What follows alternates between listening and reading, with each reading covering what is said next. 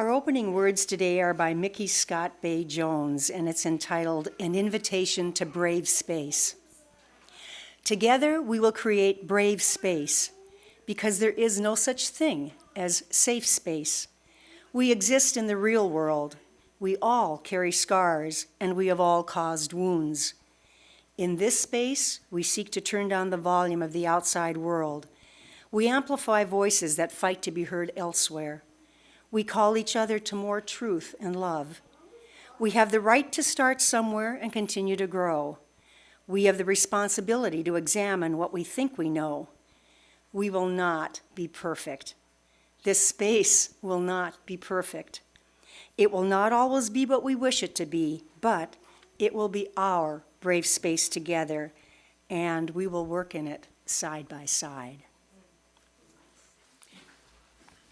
Our speaker this morning is Jeffon Seely, who is a senior consultant, transformational speaker, and workshop facilitator. My first vivid memory of Jeffon is from February when we were helping clean up camp at Oshedi Shakowin. I remember being so stricken by your demeanor, really, Jeffon, and your bearing. And whenever he talks, I'm reminded I don't want to have to follow him in talking. Thus, I'm introducing Jeffon, not speaking at length after him. And I have to tell you, Jeffon, as an English major, who could not love your program title, just chock full of alliteration, embracing the path of mindfulness, peace, poise, positivity, and purpose. Peaceful piggies know this. So, with no further introduction, thank you so much for doing this, Jeffon. Welcome. Well, talking about New Agey, I have a crystal on, but that's... We'll all be levitating by the end. So isn't it strange that princes, princesses, kings, and queens, and clowns that dance in sawdust rings, and then there's folks like you and me, all are builders for what some would say is eternity. For each is given a book of rules, a block of stone, and a slab of tools. Flip that around. We shape this rock as time has flown. We create stumbling blocks or stepping stones. As we go through this conversation here today, the one thing that I would like you to ask yourself is, what am I creating with this life that I have been given? Given by whom, I don't know. But I do know that we all woke up this day. Our hearts are beating. Our breath is breathing. Our cells are dividing. Our atoms are thriving. Standing beneath the same sun that is shining upon everybody at this time on this earth, resting on this planet that is spinning and orbiting in such a divine and harmonious manner. What a glorious time it is for us to come together in places such as these and remind one another of the love, the power, the peace, and the purpose that not only dwells within the individual speaking the words, but those that we have the opportunity to look at. So, before I get too serious, thank you all so much for letting me be a part of this community. And I say letting me be a part of this community because when I first moved here to Bismarck, I was like, there has to be something that it's the middle of winter. I'm looking for some kind of light. And fortunately, whoever designed the website, I typed it in Google and this popped up. And my girlfriend and I first came here to be a part of a gathering for the Standing Rock issues that were taking place. And then it just felt like home. People who have really been so kind. And I think that's what makes places so beautiful, is the relationships that we have the opportunity to cultivate in our lives. I mean, just look back at your experience and recognize the places that blossom and unfold in such new and unique ways, or just bring that sense of purpose or love or compassion into your experience, often comes that way by the relationships that you have the opportunity to cultivate and create. So from the depths of my heart, I'm very grateful to have been able to meet so many of you and talk much more than just an hour or half an hour at the UU. But actually genuinely getting able to know all of you. And I just want to let you know from the depths of my heart that I am extremely grateful for each and every one of you, and those who I am just meeting today. Thank you as well. I'm done. No, I'm just joking. So I've been on my spiritual path, so to say, for about 10 years, and I like to tease that I stumbled upon it when I was 5. But I'm really not 15 because I did drive here. But it was 10 years ago. I was in college in Seattle, Washington, and I had one of my father's friends just kept trying to open my mind to just expand my mind a little bit more, because I was always choosing to look back at my experience and pull the pains instead of standing firmly in the present and projecting what is possible. And as I've opened my mind to writings of like Ernest Holmes and diving deeper into Ralph Waldo Emerson, and not just the transcendentalists, but looking deeper into my African American lineage and seeing the correlations between some of the things that people say, there's no Bible here, but these holy books, and recognizing these variety, how similar things are. And what I've recognized as I've been traveling down my path is the recognition that the same essence and energy that enables us to rise is that which is enabling the sun to shine, is that which is enabling the earth to spin, is the same essence and energy that is enabling the trees to continue to blossom and unfold and even drop their leaves. It is the same essence and energy that is within the seeds that is slowly awakening to their inherent greatness as they are resting in soil that has been accumulating nutrients since the beginning of time. It is that which is dwelling within the animals. It is that which is dwelling within every human being. And it is not just out here, it is also in here.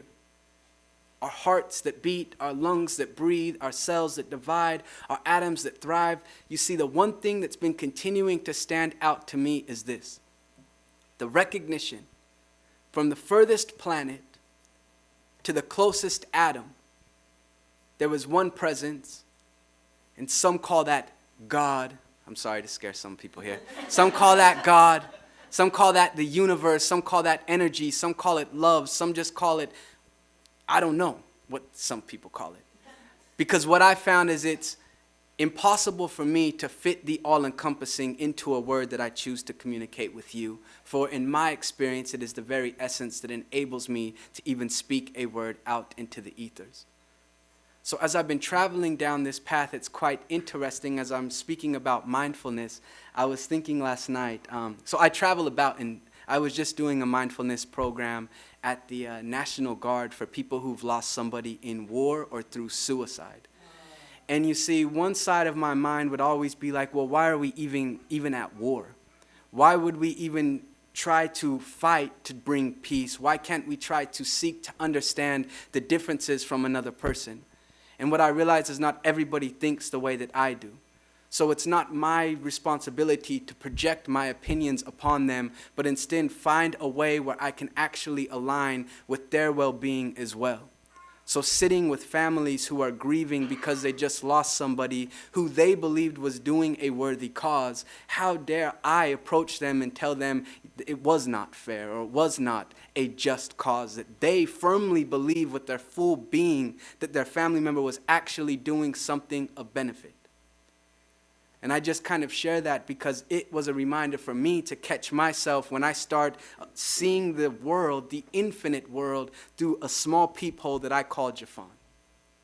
And being mindful is actually about taking in another person's perspective and not projecting or vomiting our opinions on others, which sometimes people say I word vomit. So Rita, you might want to sit back. I just heard that they turned down the volume because I get going. So I just wanted to share that just very briefly. And with regards to this idea of mindfulness, our mind is always filled with something. But instead of having mindfulness, we often have a mind full of mess. And when we begin to harness the power that we possess, we start recognizing our ability to choose at a conscious and intentional level the thoughts, the emotions, the choices, and the actions that we will bring out into our experience. And it is one thing for me to sit here for 15, 20 minutes and spout these things, and entirely different for us to leave these four walls and go out on our day, go through this week, and actually remind ourselves that we are the thinker of our experience. that we do walk around with these paintbrushes, that we literally color the canvas called our life day in and day out, by way of how we are choosing to use the energy, or whatever you want to call it, that woke you up this morning. I'm not going to get into the fine details because that often divides people, but I just invite you to choose to open your mind and find a way that we can all stand under the same umbrella, not pushing anybody out into the rain, realizing that we're all here together. So, a very quick story about me. I grew up in this very unique part of our country, not North Dakota, just as unique, called Salt Lake City, Utah. And usually without fail, when I'm sharing these things, the next question is, Are you Mormon? I'm glad you asked. Growing up, I was, but no longer am. However, I still do have family members who practice the Mormon religion. And I've learned in my life that it is not my responsibility to tell them what path they must follow, because when I look deep enough, I recognize that all paths that we are walking are leading the same way. In my mind, it feels as if the same energy that wakes me up woke up my little sister. So that's something that I've wrapped my mind around as I've been enlightening myself. So in Salt Lake City, my mom, I was raised with, obviously my parents came together, but I was raised with my grandparents. And as my sisters and I went through youth and into adolescence, we began witnessing the harsh realities of this world. Seeing somebody that was so near and dear to us, my mother, fail to recognize any light inside of herself. And she became a victim to drugs and abuse and just toxic relationships, and she didn't believe in herself at all. My father is African American, and I didn't know him. I didn't have a relationship with him till I was 16, which meant I spent a lot of time with my grandparents.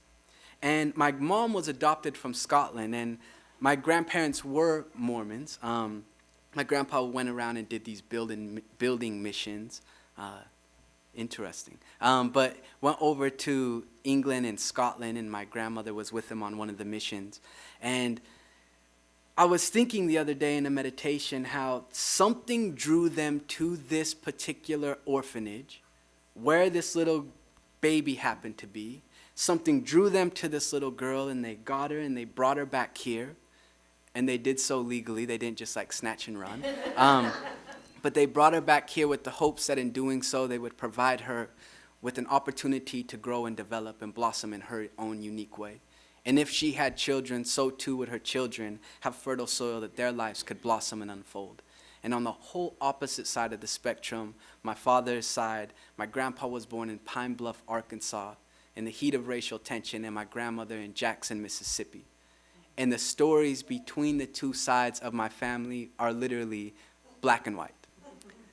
My grandpa told me at 8 years old, because his skin didn't match what the environment said it should be, being shot at, walking home from school almost every day because he was too close to somebody's farm.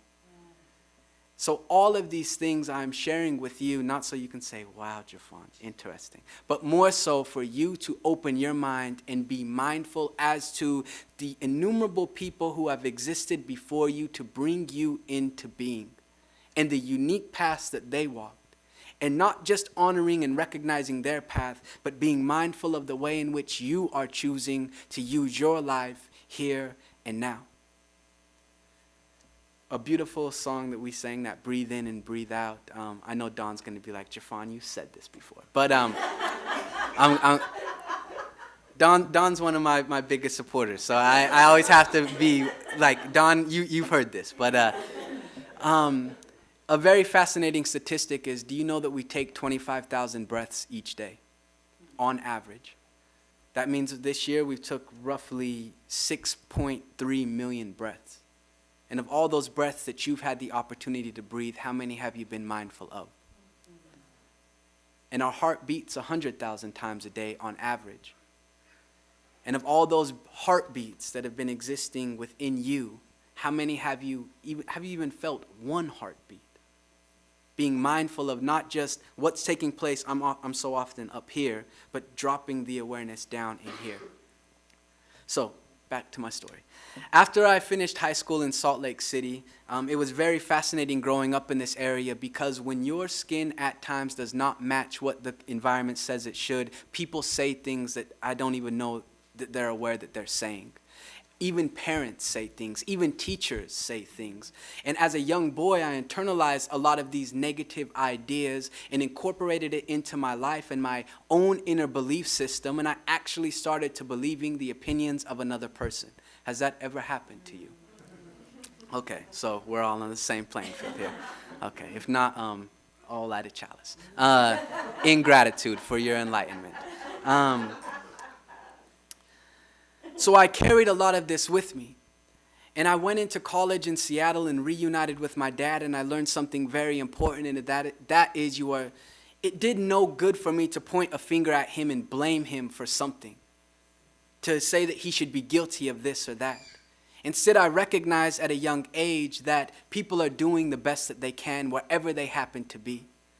The same thing with my mother, realizing that while I cannot jump into her body and tell her to stay away from these certain drugs, I can always love her and send some compassion towards her. So in Seattle, my dad had this spiritual friend, new agey friend. And I don't know if you've ever seen one of those individuals, but they're the type that will be like, there is no spot where God is not. Or divine order is everywhere present. Everything is happening for a divine reason. Even in the seeming absence of the divine, it is there. And I remember having these debates with him as to why I believed that what he was saying was completely out there. I pointed at things like my mom at that time who was entering into a rehabilitation center. I pointed at my two little sisters who were still in Salt Lake, who had nobody around them to uphold them and empower them. I pointed at my grandmother and grandfather who just passed away. And I thought I made a pretty good point as to why everything he was saying was complete nonsense. And then he ultimately gave me a book, and I allowed my stubbornness to cease, and I opened the book, and it was a book that really transformed my life. And what it spoke about was this idea of consciousness. That while we cannot control what takes place externally, we do have the ability to control what is taking place within ourselves. While our happiness may go up and down based upon what is occurring around us, there is an inner place of peace that is always within reach if we are willing just to simply tap into it. And it was at that time that my mind started opening, and I recognized that through the good and through the bad, there was still something positive and empowering there. And I like to say, even in the seeming darkness, there are innumerable blessings that are available if we open our mind and our heart to it. And so, went around this way and then yada, yada, yada. So what I challenge you is this, to look back at your life and recognize the high points of happiness, of abundance, of joy, of love, of compassion, in the low, dark valleys of fear, darkness, and despair, and be willing to ask yourself, is there something that has always been there? What is beating your heart? What was with you before you took your first breath on this planet? Are you carrying on the legacy of those who existed before you? Are you bringing positive qualities like myself? I think about my grandmother who was no longer here, but the compassion that she shined into my life during the time that I had with her is the compassion that I feel I can send to all individuals. So while she may no longer be here walking this earth, it does feel as if she is still living on through me.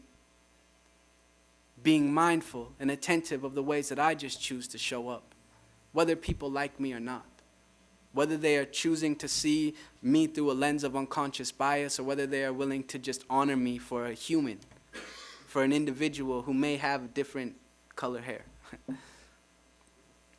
So the same energy that we have used in the past to create struggles, sadness, frustrations, and anger can now be consciously used to begin bringing about peace and transformation and change and hope. But it all depends upon you, how you will choose to use the energy that dwells within you each moment of every day. And it doesn't require you to go and get a clear quartz crystal like I have on.